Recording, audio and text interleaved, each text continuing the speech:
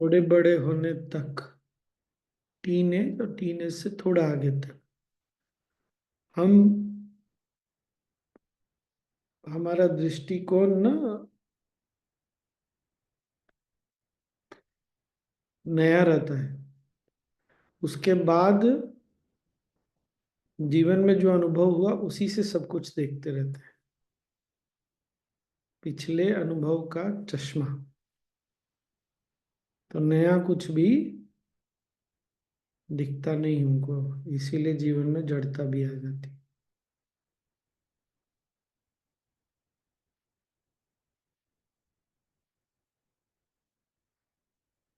पिछली अनुभूतियां, पिछले experiences life को डोमिनेट करने लगते हैं।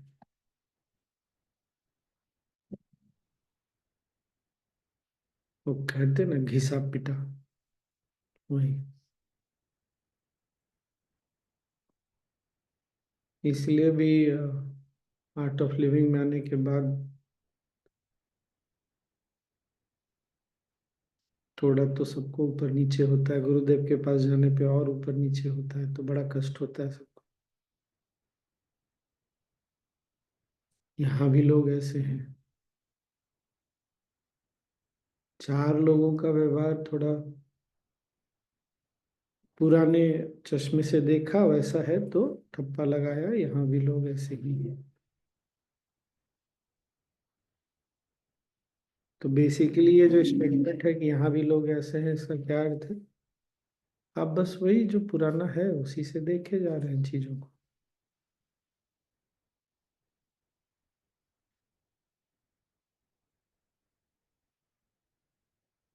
तो सबसे अधिक स्मृति,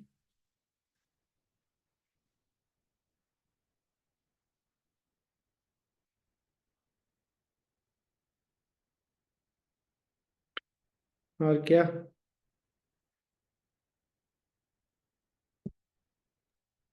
जब उत्सव होता है तब सभी इससे बाहर निकलते हैं, हम पांचों वृत्तियों से बाहर निकलते हैं। ये अच्छा लगा। हम्म। सारे उत्सव में नहीं, जिस उत्सव में हम मन लगा के उत्सव मनाते हैं तब एक नयापन, ताजगी रहती है तब। हाँ सर।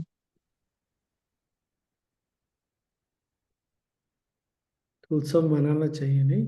अभी तो आ रहा है 31 दिसंबर, नहीं क्या, 1 जनवरी। मनाइए उत्सव, सबको लेके जाइए पिकनिक में। ये तो ऐसा होता है ना, बच्चे या कुछ लोग ऐसे, अरे ये सब करके क्या फायदा है, क्यों करना ये सब? तो एकदम नीरसता।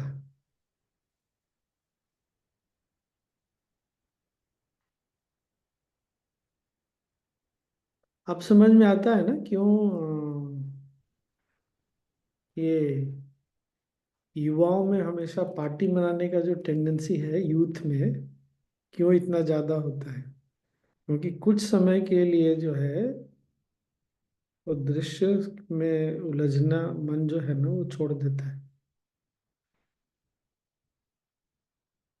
लेकिन क्या हो जाता है, थक जाते हैं बहुत ज्यादा। और सात्विकता तो रहती नहीं है। तामसिक राजसिक, तो वो और डैमेज कर देता है फिर।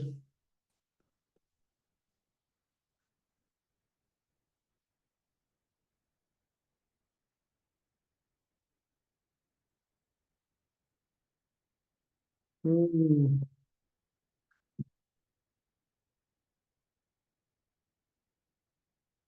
अभ्यास वैराग्य पे भी गुरुदेव ने खूब बोला नहीं?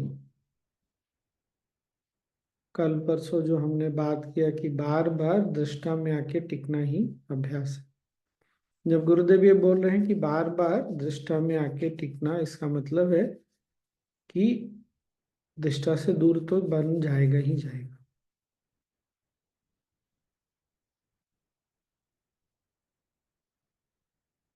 बार बार टिकना। ये मैंने भी अभ्यास। एक्सपीरियंस किया है स्वामी जी, कि ये बार-बार मन दृश्य में जाता है, बस जैसे ही अवेयरनेस आती है दृष्टा में लाना है, तो वो चलता रहता है पूरा दिन मतलब। अभ्यास की नई परिभाषा क्या?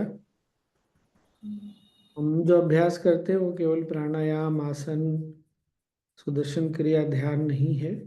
अभ्यास हमारा क्या है? अपने स्वभाव में आकर के वापस टिकना।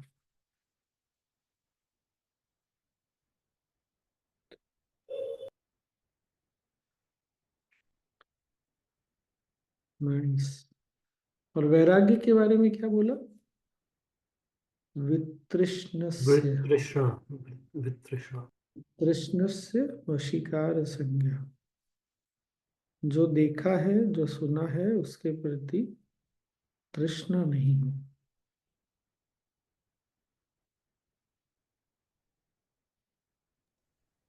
ऐसा कोई भी नहीं है कि जो, सब सुख वैराग्य में है, ऐसा कुछ भी नहीं कि जो हमको नहीं मिलता। हम्म सभी सुख वैराग्य में मिलते हैं। पर वैराग्य का मतलब ये नहीं है कि सब कुछ छोड़ देना है। तृष्णा नहीं हो, यही वैराग्य है। और क्या बोला? विवेक और वैराग्य दोनों साथ में चलता है। विवेक से वैराग्य जाग जाता है।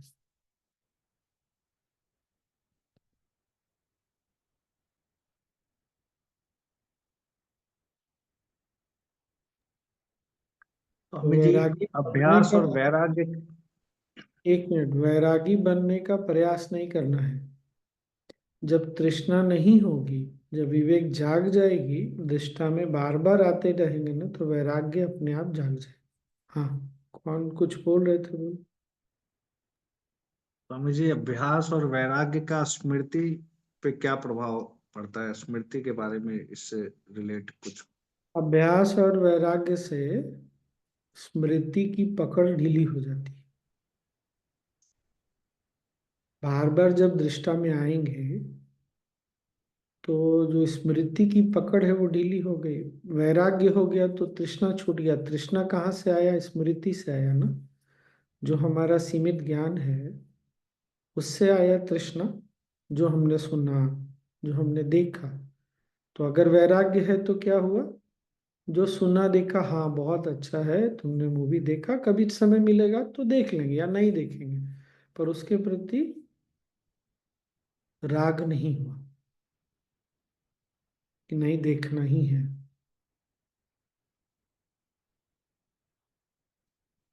तो अभ्यास और वैराग्य जो है केवल स्मृति नहीं, पांचों वृत्तियों से। जैसे कोई बहुत देर सोता है या थोड़ा ज्यादा सोते हैं, तो अभ्यास से उसको भी नियंत्रित किया जा सकता है। जब बार बार ध्यान, मतलब ध्यान से, सुदर्शन क्रिया से ऊर्जा मिलती रहेगी तो वो भी ठीक हो जाएगा। तो पांचों वृत्तियों पर प्रभाव पड़ता है, इसीलिए अभ्यास और वैराग्य बोला उसके लिए। स्मृति पर तो है ही।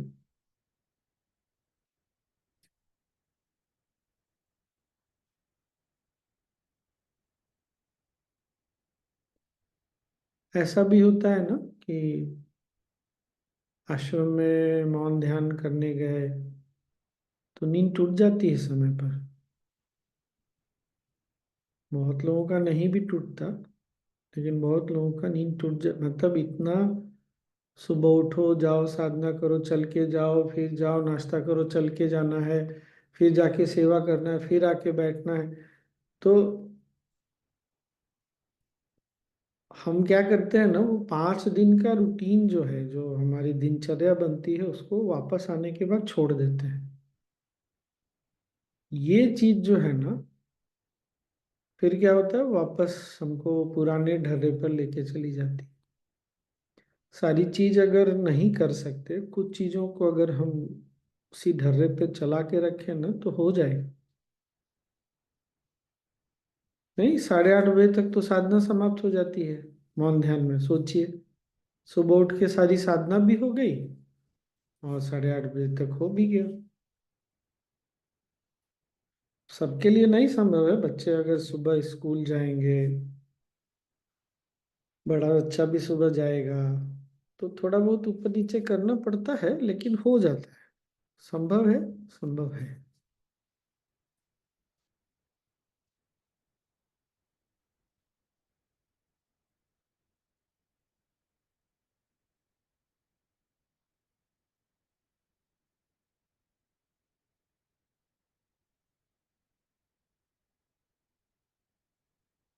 वैराग्य से सुख कैसे मिलता है? कौन बताएगा इसका उत्तर?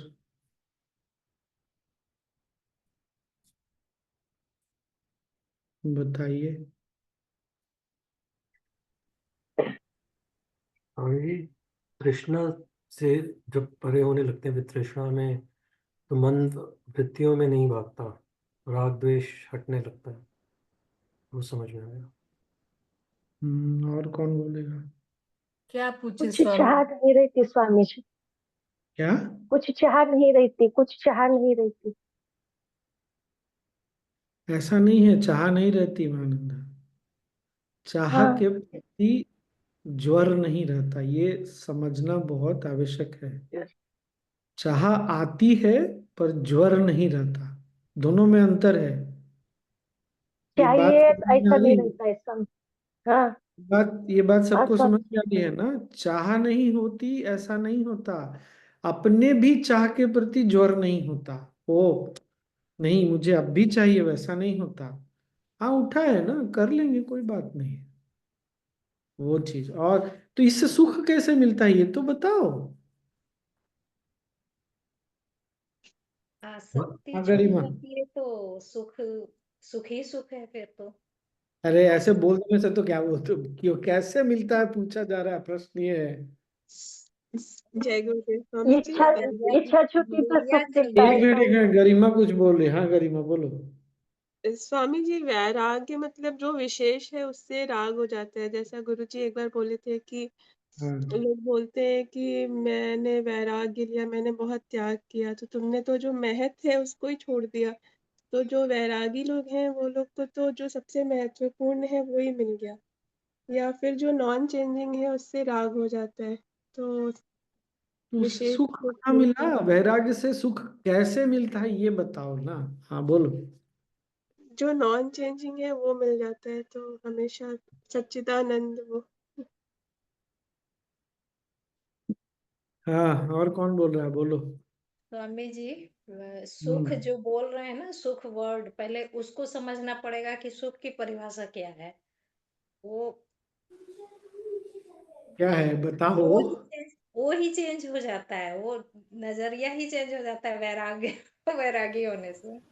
वो आसक्ति ही छूट जाती है ना फिर। तो सुख ही सुख स्वामी होता है। जी, और बताओ। वृत्तियों की पकड़ से छुटकारा पाते हैं।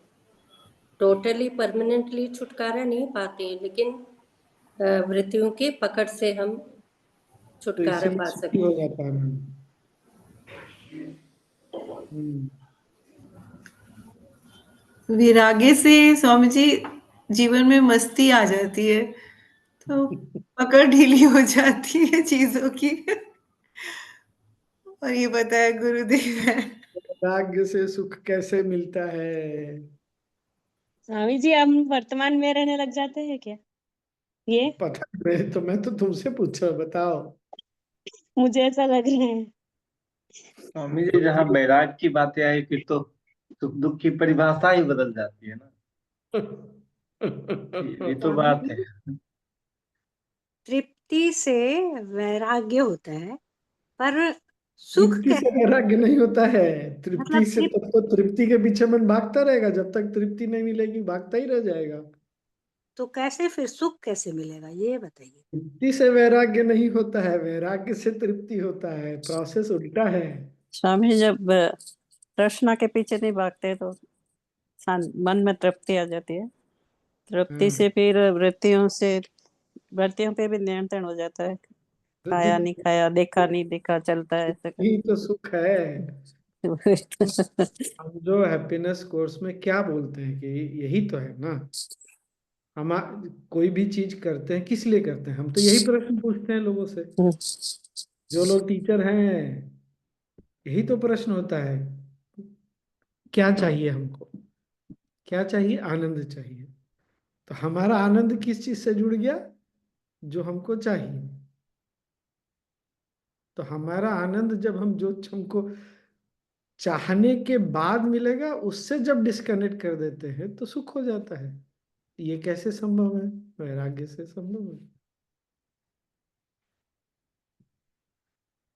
इसीलिए जो वैरागी होता है उसके पास किसी सुख की कमी नहीं होती। गुरुदेव के पास किसी चीज की दुनिया में कमी नहीं है, पर किसी चीज के होने या न होने से उनके सुख की अवस्था पर कोई परिवर्तन नहीं आता। उसी तरह जब हम अपने सुख को, आनंद को चीजों से, वस्तुओं से, परिस्थितियों से, लोगों से डिस्कनेक्ट कर देते हैं तो सुख है ही फिर।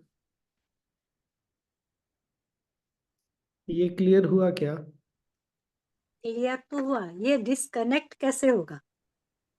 डिस्कनेक्ट कैसे होगा, वो तो हाँ, हमको सजग होना पड़ेगा ना।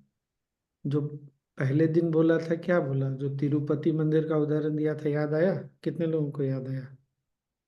क्या देखा, आंख बंद की तो सुख की अनुभूति कहाँ हुई?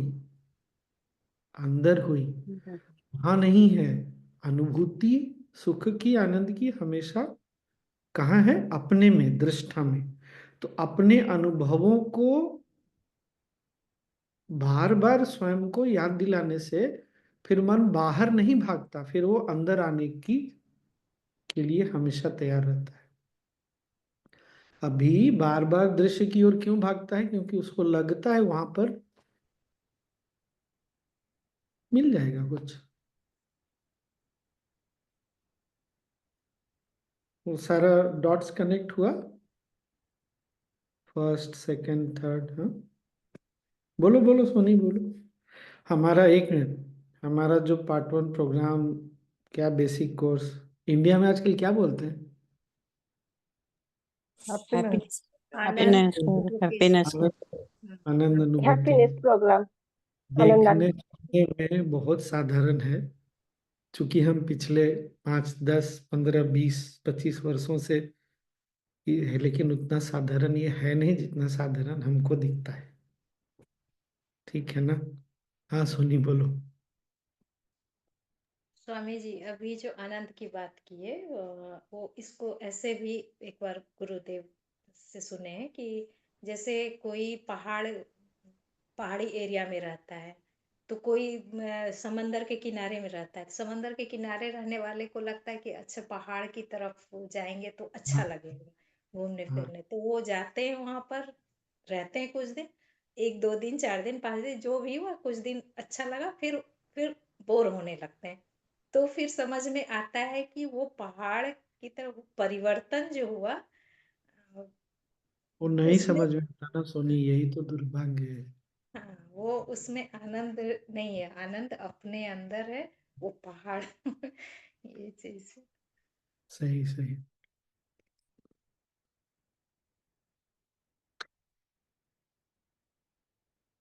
ये याद रखना है क्या, सुख का की अनुभूति, आनंद की अनुभूति अपने अंदर होती है। तो वो हमारे अंदर पहले से है, और दृष्टा में ही सुख और आनंद है।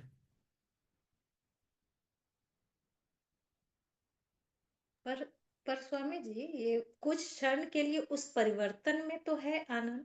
है ना? परिवर्तन में नहीं है, परिवर्तन से हमारे अंदर जो बदला उसमें। वो जो आज गुरुदेव ने उत्सव का उदाहरण दिया, उत्सव से चीजें नहीं बदली, हमारा मन बदल गया ना। तो हमारा मन इतना जड़ हो गया है, उसके लिए तो हमको ध्यान रखना पड़ेगा ना कि जड़ता में ना जाए, नीरसता में ना जाए। या तो वैराग्य के नाम पे लोग नीरस होते जा रहे हैं, अरे हमको वैरागी बनना है, वैरागी बनना, किसी चीज से कोई, ये इससे नहीं मिलेगा।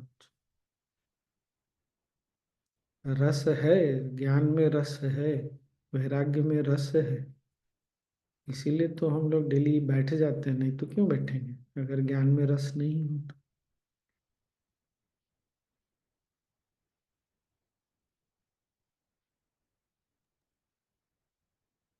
स्वामी जी, आप और हम टीचर एक एक 2-3 साल के फर्क में हैं। आप वैरागी है बोल के वर्ल्ड टूर पे निकल गए, हम अभी लातूर में ही बैठे हैं, तो सुख तो है ना।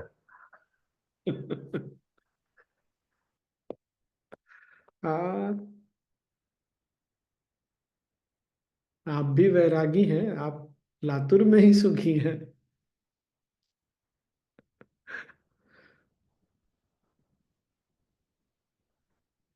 ये समझ में आता है यहाँ भी आने के बाद। लोग, खासकर जो यूरोपियंस है ना, वो भारत से कोई आता है किस लिए आता है? अच्छा जीवन, अच्छा पैसा, कैरियर, अच्छा कैरियर हो, यही सब की तलाश में आता है ना। तो जब लोग बोलते हैं ना, मैं चुप रह गया। एक बार मैंने धीरे से किसी को बोला कि मैं यहाँ न तो जीवन, अच्छे जीवन की तलाश में आया हूँ, न पैसे की तलाश में, किसी चीज की तलाश में नहीं आया। मुझे कुछ नहीं चाहिए जो यहाँ आकर के मुझे मिल रहा है, मिल जाएगा, ऐसा ऐसा नहीं है। तब मुझे समझ में आया कि ऐसे तो मैंने भी कभी नहीं सोचा।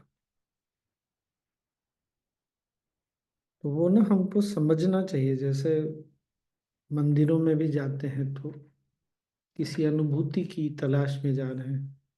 अरे उस मंदिर, बहुत बड़ा मंदिर, वहाँ कुछ, ये ना हमको कहीं, ठीक है, कुछ ना कुछ तो शक्ति का की अनुभूति हो जाएगी, शायद हो जाएगी, शायद ना होगी, पता नहीं।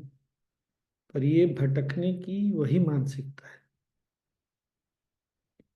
ये बात पकड़ में आई ना? सेम ट्रिप है।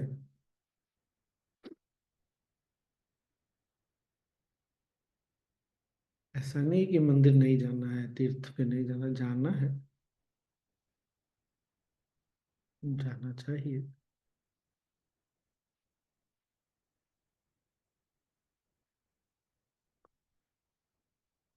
क्या?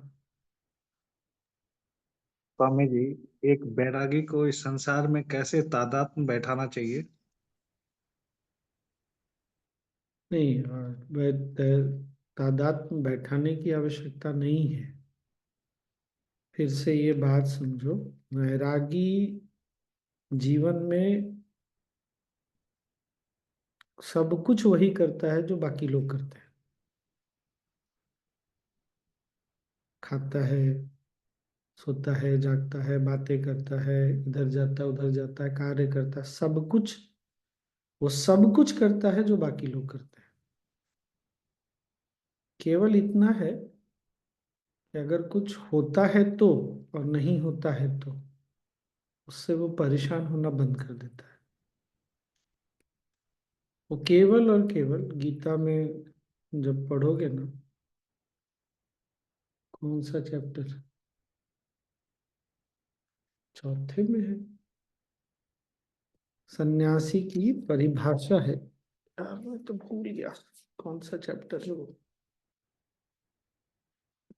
वो सन्यासी या योगी दोनों एक ही को बोलते हैं। तो भगवान श्री कृष्ण बोल रहे हैं कि ऐसा नहीं है कि सन्यासी या योगी जो है वो संसार में नहीं जीता, वो सब कुछ छोड़ देता है, इसीलिए वो सन्यासी।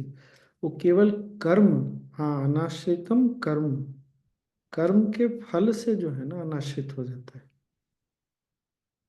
इसीलिए वो सन्यासी है, इसीलिए वो योगी है।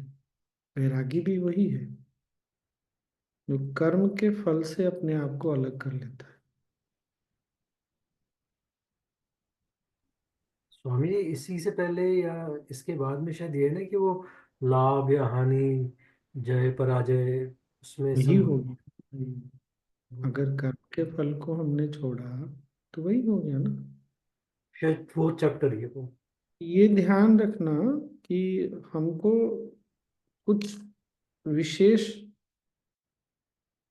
उस सेंस में नहीं करना, केवल इतना करना है कि जो हमारी हमारी जिम्मेदारी है उसको अच्छे से करनी, और फिर छोड़ देना। स्वामी जी, जैसे एक राजा जनक एक सेकंड रुको, एक सेकंड रुको। नहीं तो अगर थोड़ा ध्यान दोगे ना। अच्छा, तुमको कितने साल हो गए चंदन साधना करते हुए? साथ में 1 साल से जुड़ा हूँ, पिछले जुलाई से। ठीक है, बात को ठीक से लेना। हम फिर ना साधना से भी सुख की तलाश ढूंढते रहते हैं। साधना में बहुत अच्छा लगता है ना, उसको भी छोड़ देना चाहिए, तब साधना में गति और तेज हो जाती है। ये बात समझ में आई क्या? ये नहीं करना कि बस जो सुख है ध्यान, सब साधना का ही सुख केवल सुख है, फिर फंस गए। फिर क्या होगा? गड़बड़ क्या है? जिस दिन साधना नहीं होगी मन डिस्टर्ब हो जाएगा, जिस दिन साधना में वो सुख नहीं मिलेगा मन परेशान हो जाएगा। तो साधना से सुख की अनुभूति होती है, लेकिन उसमें अटकना नहीं है। हाँ, कोई तो कुछ बोल रहा था, मैं भूल गया कौन बोल रहा था। मैं बोल रही थी स्वामी जी कि राजा जनक इनका इसका उदाहरण है कि वो राजा होते हुए भी वो उन्होंने वैराग्य का जीवन जिया। तो आप राजा जनक से कम है क्या? आप भी तो राजा हैं। अरे वो उनका राजपाट का एरिया ज्यादा बड़ा था, आपका है ना भाई, 2000 स्क्वायर फीट, 1000 स्क्वायर फुट कुछ तो होगा। आप रानी हैं, वो राजा थे, तो आप भी बनिए। उनका उदाहरण क्यों दे रहा, अपना उदाहरण दीजिए।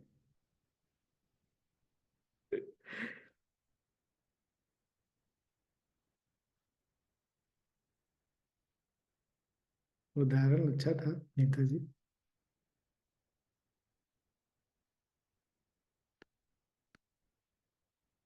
और कुछ अच्छा प्रश्न था नहीं, वैराग्य से सुख कैसे मिलता है? मैं तो जितनी बार ये सब सुनता हूँ ना, मुझे उतनी बार अपना बेसिक कोर्स हैप्पीनेस जो है लगता है कि ना, बेसिक कोर्स को समझने के लिए, आनंद अनुभूति जो भी हैप्पीनेस प्रोग्राम को समझने के लिए ये सब सुनना पड़ता है, तब जाके वो समझ में आता है कि वो क्या चीज है।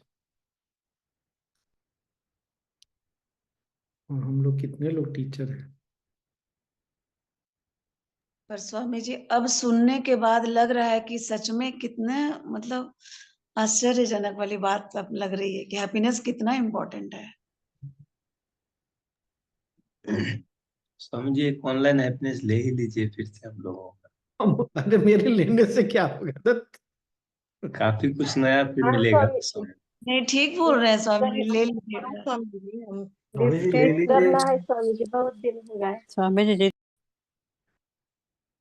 योग सूत्र में और हैप्पीनेस में क्या सिमिलैरिटी है, क्या समानता है? योग सूत्र आरंभ होता है समाधि से, हमारा हैप्पीनेस प्रोग्राम समाधि से ही है। दूसरे दिन ही समाधि का अनुभव हो जाता है, बाद में यम नियम वगैरह सब सब बातें होती है। दोनों एकदम सेम ही है, हमारा चल रहा है एकदम। सोचिए कौन ज्ञान देता है तो सबसे पहले जो हाईएस्ट है उसी से शुरू करता है। वो तो पहला स्टेप दूसरा स्टेप वो नहीं, सीधे समाधि की बात हो रही है, बाद में बाकी सब चीज हम बात करेंगे। तो गुरुदेव भी तो उसी से शुरू कर रहे हैं ना, कि एक बार उसका अनुभव स्वाद लग जाए तो बाकी सब अपने आप फिर हो जाता है। हम में से नहीं, मुझे लगता है हम में से जितने लोग भी यहाँ हैं, कोर्स करने के बाद जीवन में बहुत कुछ सुधार हुआ, हुआ कि नहीं हुआ? सारा नियम मान गए हो ऐसा नहीं है, लेकिन बहुत सारे नियम जीवन में अपने आप आ गए। कहाँ से आ गया? वही समाधि का अनुभव जब होता है तो हो ही जाता है। छोटी छोटी चीजें हैं। हमारे बेसिक कोर्स में बोला था खाने के पहले 1 घंटे नहीं, 1 घंटे बाद पानी नहीं पीना। मेरा जो छूटा सो छूट ही गया। खाने के बाद पानी पीना, 1 1 घंटा नहीं पीता कुछ नहीं होता। तो हुआ ना, चूंकि समाधि का अनुभव हुआ तो फिर बाकी चीजें भी आने लग गई।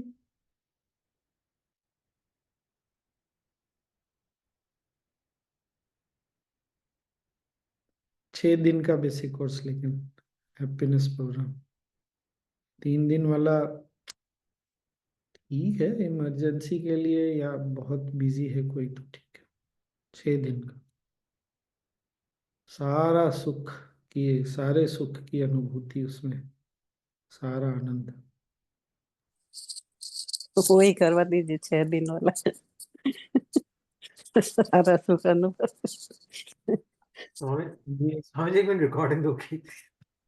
अभी एक टीचर से बात हो रही थी, बड़े दिनों के बाद उन्होंने कोर्स शुरू किया, तो 3 दिन 4 दिन, मैंने कहा क्यों 3 दिन 4 दिन, 6 दिन करिए, हो जाता है। पार्ट 1 ले, बहुत आनंद आता है। और ये बहुत आश्चर्यजनक है, हर कोर्स में कुछ नया जरूर अंदर से आता है, कुछ क्लिक करता है।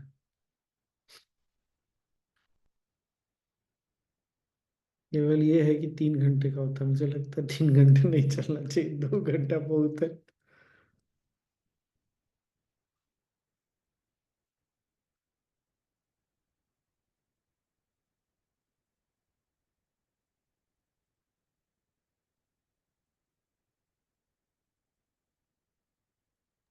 चलिए, अभी जो गुरुजी अभी बता रहे थे ना कि बार बार वो अभ्यास करने से आएगा, तो हमारी जो तलाश रहेगी दृश्य से दृष्टा की ओर जाने की, तो उसमें हम कभी नहीं अटकेंगे क्या स्वामी जी?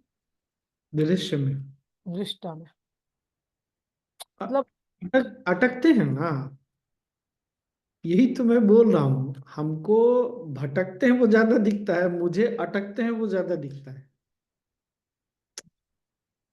ये बात समझ में आई क्या? पता नहीं मेरे को ये कहाँ से हुआ। मन जाता है, ये बात तो पक्की है, पर मुझे जो टिकता है ना, मेरा अटेंशन उसमें ज्यादा जाता है। इसलिए मुझे वो बाहर जाने वाला ना परेशान नहीं करता। so now you can say कि when you are there after traveling and reaching there you are more in दृष्टा. Because my attention is more on दृष्टा। उस अवस्था पे मेरा ध्यान ज्यादा रहता है। तो आपको हर इवेंट दृष्टा ही लगती है, मतलब दृष्टा में ही रहते हैं ऐसा? नहीं सोचता, उतना नहीं सोचता, कुछ नहीं सोचता, मुझे मतलब ही नहीं है। दिखता है ये, मतलब दृश्य से मतलब नहीं है इसीलिए दृष्टा में है ना स्वामी? हाँ मतलब नहीं, दिखता जरूर है कि ये विकल्प है, ये स्मृति है, पर मुझे उससे कोई लेना देना नहीं रहता कुछ। स्वामी जी दृश्यम शरीरम को समझाइए ना सबको। दृश्यम शरीरम शरीरम दृश्यम।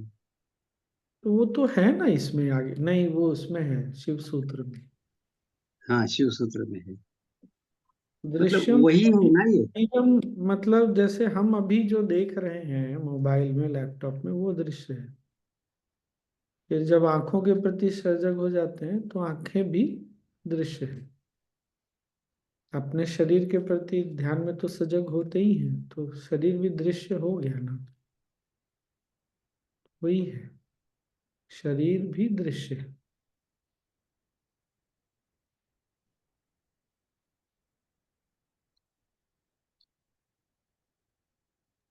लेकिन कुछ समय बाद बैठ जब ध्यान में बैठते हैं तो हमको शरीर का कोई ध्यान नहीं आता रहता। हाँ, शुरू में शरीर को दृश्य की तरह देखते हैं, फिर उसके बाद जो जैसे ही उसको देखते हैं ना, फिर वो अंदर आके टिक जाता है, ध्यान उस पर अपने आप चला जाता है जो देख रहा है, सजगता। तो वो सजगता में फिर हम टिक जाते हैं, फिर बाकी सजगता चली जाती है बहुत बार। जो गुरुदेव ने बोला ना कि हम लोगों को ये ज्यादा होता है, सिर्फ दृष्टा का एक भान रहता है, बाकी सारा चीज छूट जाता है। इंग्लिश वाले में बोला था ना।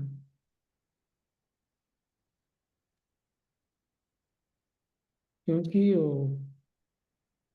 दृष्टा का जो अ, प्रभाव है ना का, वो सारे वो गुरुदेव ने इसमें बोला था कि हाथी का पांव पड़ता है तो सारा निशान मिट जाता है, इसी में था क्या? गुरुदेव ने बोला है। इसी में था, पतंजलि में। कनाडा हाँ वाला जो सत्संग था ना। अच्छा, कनाडा वाले सत्संग में हाँ। वही है दृष्टा का। बार बार वहां जाते हैं तो क्या होता है, दृष्टा ना हाथी के पांव की तरह, जब उसकी छाप पड़ती है तो सारे निशान मिट जाते हैं। यही होता है। वो धीरे वहां जाने के बाद फिर सब छुट्टी पे चले गए। है 10 तो ऑलरेडी बज गया दत्त।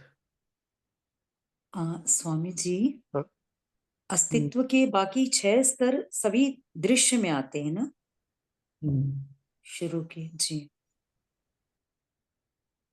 राजू मामा कुछ बोल रहे हैं लास्ट स्वामी में। जी, मन ही दृश्य में और दृष्टा में आता है ना। मन ये सब चल रहा है, मन के बारे में चल रहा है। बीच में एक स्थिति है ना स्वामी जी, उसको क्या बोलना चाहिए? वो दृश्य में भी नहीं रहता, दृष्टा में भी रहता है, कहीं तो खोए हुए रहते हैं। वो अच्छा, वो खोए रहते हैं तो वो अलग है। दृष्टा और दृश्य के बीच में सजगता है, इसीलिए सजगता बहुत महत्वपूर्ण है। Is it the present moment, Swamiji? What? That that state we are in that moment. Yeah.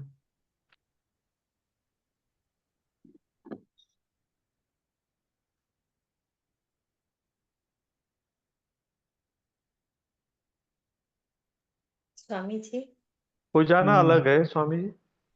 क्या? खो जाना अलग रहता है क्या स्थिति? वो तो हम दो तरह से खोते हैं कि कोई चीज बहुत सुंदर, कोई बहुत सुंदर बहुत बड़ी अनुभूति हो तो हम खो जाते हैं, मतलब अपने आप में ही खो गए, फिर एकदम तल्लीन हो गए, विलीन हो गए। वो एक अलग होता है। एक होता है कि एब्सेंट माइंडेड हो गए, तो वो अलग होता है। पर ये जैसे कोई गुरुदेव को देखते देखते एकदम थोड़ी देर के लिए होश, कैसे ऐसे लगता है होश चला गया, तो वो अलग खोना होता है। थोड़ी सी सिमिलैरिटी है, समानता भी है। कभी कभी कुछ बहुत सुंदर दिखता है या कुछ बहुत ज्यादा जो चीज ऐसे ना, तो फिर क्या होता है, मन एकदम से उस समय ठहर जाता है, तो उस समय भी लगता है कि मन खो गया। सोनी बढ़ते चला गया टाइम लास्ट में। स्वामी जी, पहले भी दृश्य दृष्टा ये सब देखने का प्रैक्टिस ये सब किए हुए मतलब कर ही रहे थे, पर आज जो फील हुआ कि जैसे कुछ मन में चल रहा था, एकदम अचानक से मन में आया कि अरे क्या हम ये तो विपर्य और विकल्प में मेरा मन जा रहा है। सोचते ही वो जो एक मन में उसकी वजह से जो हलचल एकदम मतलब फील हुआ कि कुछ तो हलचल मतलब साउंड के जैसा हलचल में भी वो चल रहा है, एकदम शांत, एकदम शांत। करेक्ट। अच्छा मुझे लगा कि क्या है बहुत अच्छा लगा लेकिन हाँ, ये सब जो है ना, फिर एकदम पता चलता है। स्टेशन अभी बैंगलोर से निकल गई, गाड़ी आश्रम से निकल गई, गाड़ी आश्रम में आ गई, एकदम ऐसे पता चलता है। सही बोल। चलिए, आज के लिए इतना काफी है।